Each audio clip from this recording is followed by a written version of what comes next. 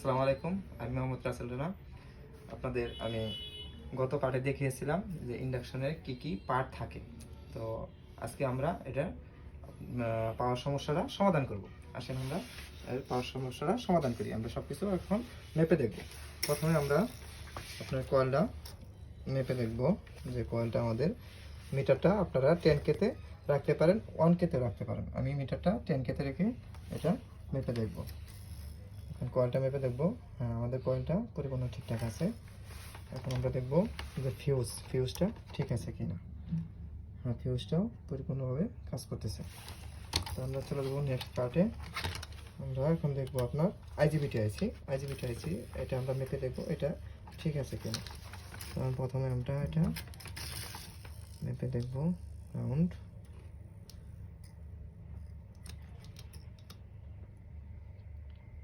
আমাদের আইজিবিটি আইসিটা শর্ট দেখাচ্ছে,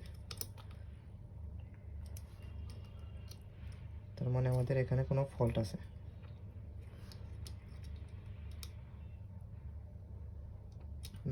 আইসিটা কাজ করতেছে। তো আমরা দেখবো আপনার এখন পাওয়ার আইসিটা আপনার কাজ করতেছে কিনা। পাওয়ার আইসিটা আমাদের খুলে তারপরে মেপে দেখতে হবে। পাওয়ার আইসিটা আমরা এখন খুলে নেব।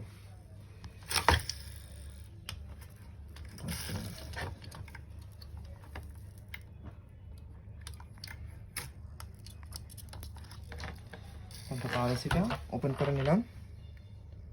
তো এটা চেঞ্জ করে আরেকটা লাগাইয়া তারপরে বুঝতে হবে যে আমাদের পাওয়ার আইসিতে কোনো সমস্যা আছে কিনা।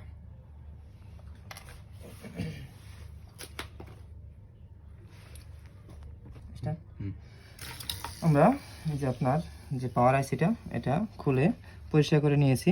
এখন আর নতুন একটা পাওয়ার আইসি নিয়েছি, এটা লাগিয়ে তারপর আমরা পাওয়ার দিয়ে দেখব যে কি সমস্যা আছে।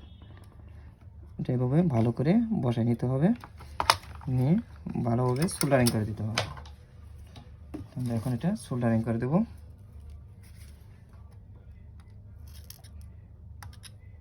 তো বন্ধুরা, আমাদের পাওয়ার আইসিটা লাগানো কমপ্লিট হয়ে গেছে। এখন আমরা এটা পাওয়ার দিয়ে দেখব যে সমস্যাটা কি।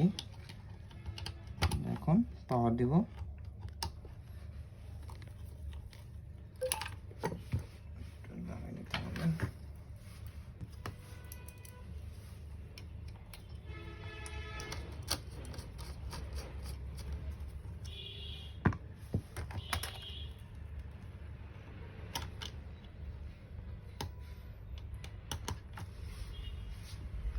আমরা সবগুলো কানেকশন লাগিয়ে নিয়েছি। এখন আমরা পাওয়ার কেবলটা লাগিয়ে দেখব।